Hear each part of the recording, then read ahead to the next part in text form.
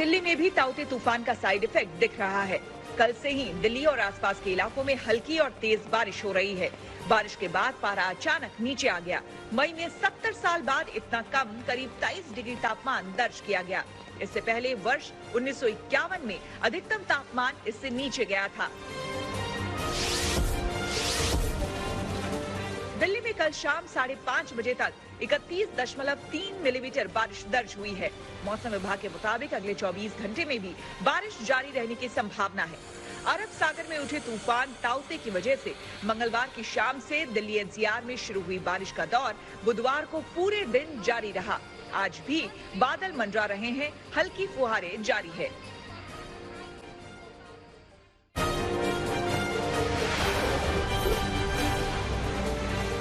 भारी बारिश से दिल्ली के कई इलाकों में पानी भर गया। निचले इलाके लबालब हैं। दिल्ली के आईटीओ और प्रगति मैदान इलाके में भी सड़कों पर पानी भर गया। पूरे उत्तर भारत में मौसम का मिजाज बदला हुआ है। यूपी के कई जिलों में अगले 24 घंटे में बारिश का ऑरेंज अलर्ट जारी किया गया है। राज्य के ज्यादातर इलाकों में बुधवार को दिन भर बारिश होती रही। मौसम विभाग के अनुमान के मुताबिक आज और कल भी बारिश का सिलसिला जारी रहेगा। 22 मई से मौसम के खुलने के आसार हैं। बारिश के कारण राज्य के ज्यादातर जिलों में दिन का तापमान 10 डिग्री नीचे चला गया। बारिश के बीच दिल्ली से सटे नोएडा में बड़ी लापरवाही सामने आई। सहकारी संघ दादरी में करीब 100 टन अनाज की बोरियां भीग गई। 2 दिन से बारिश हो रही है, लेकिन जिला प्रशासन ने कोई संज्ञान नहीं लिया। गोदाम का लिंटर भी टूटा हुआ है। आसपास के किसान सरकारी संघ को गेहूं बेचते हैं, लेकिन गेहूं का क्या हाल है देखा जा सकता है।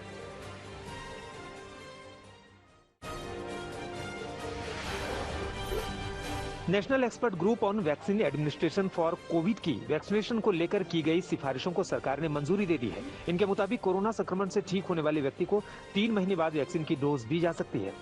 वहीं कोरोना को मात देने वाला शख्स 3 महीने बाद वैक्सीन लगा सकता है। अगर पहले डोज के बाद शख्स को कोरोना हुआ है तो वो दूसरा डोज ठीक होने के 3 महीने बाद लगा सकता है। वहीं कोई व्यक्ति गंभीर बीमारी से पीड़ित है, उसे हॉस्पिटलाइजेशन या आईसीयू की जरूरत है तो उसे भी वैक्सीनेशन के लिए 4 से 8 हफ्ते इंतजार करना होगा। दिल्ली हाईकोर्ट ने केंद्र सरकार और भारत बायोटेक को एक जनहित याचिका पर नोटिस जारी किया है। याचिका में केंद्र सरकार के 13 मई के उस आदेश पर रोक लगाने की मांग की गई है, जिसमें वैक्सीनेशन का ट्रायल 2 साल में 18 साल के बच्चों और किशोरों पर करने को मंजूरी दी गई है। केंद्र की तरफ से ये मंजूरी दूसरे और तीसरे चरण के क्लिनिकल ट्रायल के लिए दी गई है। जनहित याचिका में सवाल उठाया गया कि बिना वयस्क हुए कोई भी किशोर या बच्चा ये कैसे तय कर सकता है कि उसके ऊपर क्लिनिकल ट्रायल किया जाए या नहीं।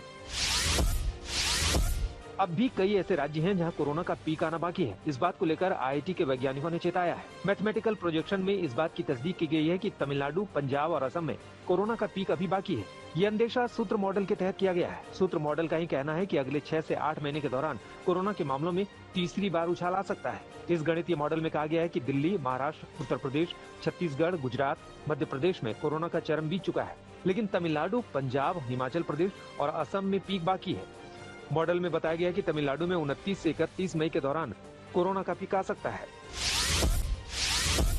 देश की राजधानी दिल्ली में कोरोना का कहर कम हो रहा है। यहाँ कोरोना वायरस के नए केसों की संख्या लगातार कम हो रही है। ऐसे में पॉजिटिविटी रेट भी कम होते हुए 5.78% तक पहुँच गया है। दिल्ली में पिछले 24 घंटे में कोरोना के 3,846 नए केस रिकॉर्ड हुए हैं, जो कि 5 अप्रैल के बाद एक दिन में कोरोना केसों की ये सबसे कम संख्या है। इस दौरान 235 लोगों की जान भी गई। हालांकि इस बीच 9,427 कोरोना मरीज ठीक भी हुए। इस तरह कोरोना से ठीक हुए कुल मरीजों का आंकड़ा 13,39,326 पहुंच गया है।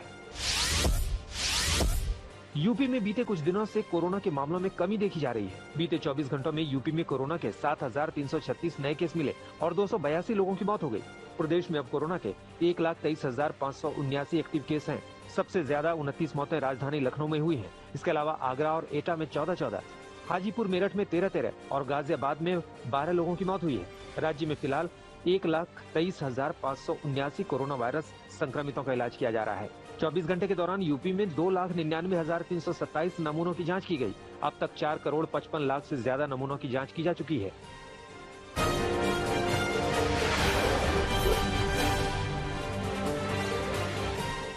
देश के कई राज्यों में ब्लैक फंगस के मामले तेजी से बढ़ रहे हैं। महाराष्ट्र में करीब 90 लोगों की मौत ब्लैक फंगस की वजह से हो चुकी है। वहीं करीब 1500 लोग इस बीमारी की चपेट में हैं।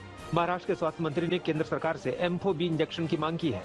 वहीं दिल्ली में भी ब्लैक फंगस के करीब 90 से ज्यादा केस आ चुके हैं। लखनऊ के KGMU में ब्लैक फंगस के अब तक 50 से ज्यादा मरीज एडमिट हो चुके हैं। वहीं ऋषिकेश एम्स में 40 से ज्यादा मरीजों को एडमिट किया गया है।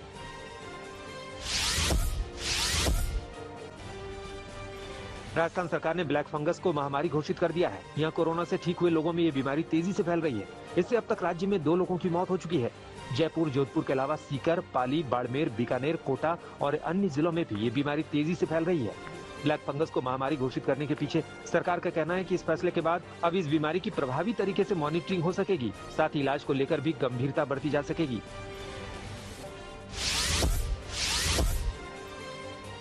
कोरोना को देखते हुए राजस्थान में पाबंदियां आगे भी जारी रहेंगी।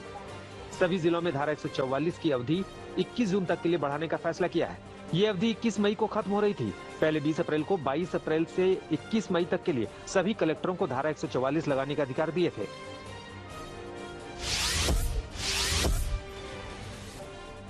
ऑक्सीजन कंसंट्रेटर की कालाबाजारी से जुड़े मामले में गिरफ्तार किए गए नवनीत कालरा ने जमानत के लिए साकेत कोर्ट में अर्जी लगाई है। साकेत कोर्ट कालरा की जमानत पर आज सुनवाई करेगा। फिलहाल नवनीत कालरा दिल्ली पुलिस की हिरासत में है। 3 दिन पहले नवनीत कालरा को गिरफ्तार करके दिल्ली पुलिस की तरफ से कोर्ट में पेश किया गया था, जहाँ पुलिस की तरफ से 5 दिन की पुलिस कस्टडी मांगी गई थी, लेकिन कोर्ट ने उनकी 3 दिन की कस्टडी पुलिस को दी थी।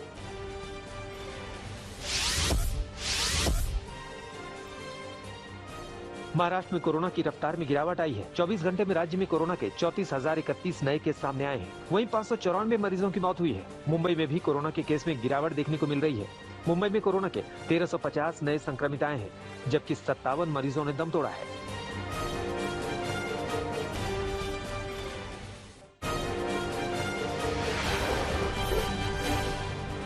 कोरोना संकट के बीच मोदी सरकार किसानों के लिए राहत वाली खबर लेकर आई है। किसानों को लेकर मोदी सरकार ने बड़ा ऐलान किया है। सरकार ने किसानों को पुरानी DAP पर खाद देने का ऐलान किया है। अब 500 की जगह 1200 रुपए की सब्सिडी दी गई है। पीएम मोदी की बैठक के बाद ये फैसला लिया गया है। अहमदाबाद में ताउते तूफान के बाद 5 मंजिला बिल्डिंग धराशायी हो गई। हालांकि तूफान के चलते बिल्डिंग को एक दिन पहले ही खाली करा लिया गया था। उधर पीएम ने भी तूफान से हुए नुकसान का हवाई सर्वेक्षण किया। गुजरात के लिए 1000 करोड़ की मदद का ऐलान किया। वहीं तूफान में जान गंवाने वालों के परिजनों को 2-2 लाख रुपए का मुआवजा दिया जाएगा। नारदा स्टिंग ऑपरेशन केस में फंसे टीएमसी नेताओं की जमानत पर आज फिर सुनवाई होगी। कलकत्ता हाईकोर्ट में मामले की आज दोपहर 2 बजे सुनवाई होगी। इस बीच टीएमसी की ओर से सीबीआई के खिलाफ ही केस दर्ज कराया गया है। मंत्री चंद्रिमा भट्टाचार्य की शिकायत में कहा गया है कि गिरफ्तारी अवैध थी, क्योंकि विधानसभा अध्यक्ष से कोई अनुमति नहीं मांगी गई थी, जो कि एक विधायक को गिरफ्तार करने के लिए जरूरी होती है। शिकायत में पीएम मोदी के इशारे पर नेताओं को गिरफ्तार करने वाले सीबीआई अधिकारियों के खिलाफ कार्रवाई की मांग की गई। पूर्वी लद्दाख में चीनी सेना के अभ्यास की खबरें हैं। सेना प्रमुख जनरल नरवणे ने आज तक से खास बातचीत में कहा कि कोरोना काल में भी LOC पर और LAC पर सेना की तैयारी में कोई कमी नहीं आई। उन्होंने कहा कि चीनी सेना हर साल की तरह अपने ट्रेनिंग एरिया में आई है। चीन की हर हरकत पर हमारी पूरी तरह से नजर है। व्हाट्सएप की प्राइवेसी पॉलिसी को लेकर केंद्रीय सूचना एवं प्रौद्योगिकी मंत्रालय ने सख्ती जाहिर की है। IT मंत्रालय ने व्हाट्सएप से इस नीति को लेकर 7 दिन के अंदर जवाब मांगा है। मंत्रालय ने सख्त रुख अख्तियार करते हुए कहा कि अब प्राइवेसी पॉलिसी वापस लें, नहीं तो कार्रवाई संभव है। सूत्रों के मुताबिक IT मंत्रालय ने व्हाट्सएप को एक बार फिर निर्देश दिए हैं कि अपनी वो प्राइवेसी पॉलिसी वापस कर ले। सरकार ने कंपनी को 7 दिन का समय दिया है ताकि व्हाट्सएप पर नोटिस का जवाब मिल सके। उचित जवाब नहीं मिलने पर सरकार कानूनों के तहत जरूरी कदम उठाएगी।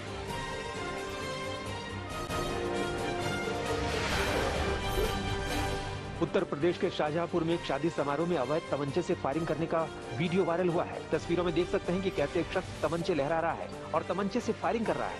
वीडियो वायरल होने के बाद पुलिस हरकत में आई और फायरिंग करने वाले शख्स को गिरफ्तार कर लिया है।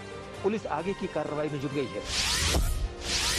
राजस्थान के दौसा में पुलिस के साथ 2 बदमाशों की मुठभेड़ हो गई। मुठभेड़ में दोनों बदमाशों को गोली लगी, जिसके बाद दोनों बदमाशों को गिरफ्तार कर लिया गया। मामला महुआ थाना क्षेत्र का है। जानकारी के मुताबिक दोनों बदमाशों ने एक के बाद एक 3 आपराधिक वारदातों को अंजाम दिया था। बदमाशों ने पहले एक परिवार पर लूटपाट करने के इरादे से हमला किया था। इसके बाद बदमाशों ने एक पुजारी पर हमला करके मोबाइल और सामान लूट लिया।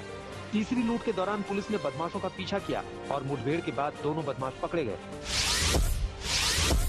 यूपी के महाराजगंज में नेपाल बॉर्डर पर नेपाल के सशस्त्र पुलिस फोर्स के जवानों ने एक शख्स को गोली मार दी, जिसने अस्पताल ले जाते वक्त दम तोड़ दिया। बताया जा रहा है कि जिस शख्स की गोली लगकर मौत हुई वो नेपाल का ही रहने वाला था और भारत की ओर बीमार पिता के लिए दवाई लेने आया था, लेकिन वापस लौटते वक्त उसे नेपाली फोर्स ने नो मैंस लैंड में देखा और गोली मार दी। तनाव को देखते हुए भारत की ओर से भी सुरक्षा बल हालात पर नजर रखे हुए है। बिहार के भोजपुर में एक सनकी पति ने अपनी पत्नी की गला रेतकर हत्या कर दी। अपना गुनाह छिपाने के लिए आरोपी ने पत्नी को रेलवे ट्रैक पर फेंक दिया। मामला जगदीशपुर अनुमंडल के हरी गांव का है। महिला के घर वालों ने आरोप लगाया है कि आरोपी दहेज के लिए अक्सर महिला के साथ मारपीट करता था। इसके अलावा महिला के परिजनों का आरोप है कि आरोपी पति का किसी दूसरी महिला से अवैध संबंध भी है। पुलिस ने आरोपी पति के साथ कत्ल के आरोप में एक दूसरे शख्स को भी गिरफ्तार कर लिया है और आगे की तफ्तीश में जुट गई है। बिहार के बेगूसराय में 2 शिक्षकों की हैवानियत सामने आई है। 2 शिक्षकों ने एक छात्र को आयरन से कमर के नीचे जलाया। आरोप है कि छात्र ने हॉस्टल से भागने की कोशिश की थी, जिसके बाद शिक्षकों ने ऐसा किया। इतना ही नहीं, शिक्षकों ने छात्र को धमकाया भी था कि वो घर में ना बताए, मगर छात्र ने सारी घटना परिवार वालों को बताई तो परिवार वालों ने पुलिस में केस दर्ज कराया। दोनों शिक्षकों को गिरफ्तार कर लिया गया है। इजराइल की नेवी ने अब हमास पर समंदर के रास्ते किया हमला। गाजा सिटी से लगने वाले भूमध्य सागर में इजरायली नेवी ने बिना टारगेट ताबड़तोड़ बरसाई गोलियां। इस हमले में किसी के घायल होने की खबर नहीं है। अब इजराइल ने दक्षिणी गाजा के हमास शासित क्षेत्रों में हमले किए और तेज। बुधवार तड़के भी इजरायली सेना ने की एयर स्ट्राइक। गाजा पट्टी में हुए हवाई हमले में 6 लोगों की मौत। अल अक्सा रेडियो के एक पत्रकार की भी फायरिंग में हुई मौत। फिलिस्तीन में 63 बच्चों और 36 महिलाओं समेत अब तक करीब 220 लोगों ने गंवाई जान। करीब 58,000 लोग हुए बेघर। मोरक्को से आने वाले अवैध प्रवासियों की समुद्र के रास्ते स्पेन में घुसने की कोशिश जारी। सेउटा सीमा पर लगी ऊंची दीवार को फांदकर स्पेन में घुसने की कोशिश कर रहे हजारों प्रवासी। स्पेन सरकार ने सीमाओं पर बढ़ाई सख्ती। अब तक 8,000 से ज्यादा प्रवासी सेउटा सीमा को पार कर चुके हैं। दुनिया भर में कोरोना का कहर जारी है। अब तक इसकी चपेट में आकर 34,20,000 से ज्यादा लोगों की जान चली गई है। संक्रमितों की संख्या 16 करोड़ 49 लाख के पार हो चुकी है। 14 करोड़ 39 लाख से ज्यादा लोग कोरोना से ठीक हो चुके हैं। 6 महीने के लंबे लॉकडाउन के बाद फिर से खुला पेरिस का ऐतिहासिक लूव्र म्यूजियम। सुबह 9 बजे से ही म्यूजियम में पहुंचने वालों की भीड़ उमड़ने लगी। फ्रांस सरकार ने प्रतिबंधों में दी है छूट। बुधवार से रेस्तरां, कैफे, थिएटर, सिनेमा और म्यूजियम को खोलने की मिली है इजाजत। चीन में वैक्सीनेशन अभियान हुआ और तेज। चीन ने सिंगल डोज वैक्सीन बना लेने का किया दावा। सरकार ने दावा किया कि नया वैक्सीन 90% कारगर है। 13 मई से ही चीन में लगाया जा रहा है सिंगल डोज वैक्सीन। चीन के शेंझेन में अचानक हिलने लगी 72 मंजिला गगनचुंबी इमारत। बिल्डिंग से निकलकर सड़कों पर पहुंचे सैकड़ों लोग। बिना भूकंप के ही हिलने लगी थी इमारत। मौके पर पहुंची दमकल विभाग की टीम। अमेरिका के फिनिक्स में खराबी के बाद इमरजेंसी में फ्रीवे पर उतरा छोटा विमान। विमान के एक इंजन में खराबी के बाद इमरजेंसी लैंडिंग करनी पड़ी। घटना में किसी के हताहत होने की सूचना नहीं है। जानकारी के बाद मौके पर पहुंची फायर ब्रिगेड की टीम। रिकॉर्ड सूखे का असर ताइवान की सबसे बड़ी झील पर हुआ है। पूरी तरह से सूखा झील का पानी। नांटो काउंटी में अब तक के सबसे बड़े सूखे का सरकार ने किया ऐलान। द्वीप के कुछ हिस्सों में तापमान लगभग 40 डिग्री सेल्सियस दर्ज किया गया है। तय समय पर ही होगा टोक्यो ओलंपिक। अंतर्राष्ट्रीय ओलंपिक समिति का बयान। आईओसी चीफ थॉमस बाक ने कहा कि ओलंपिक विलेज के 80% लोगों को लग चुकी है कोरोना वैक्सीन। 23 जुलाई से सुरक्षा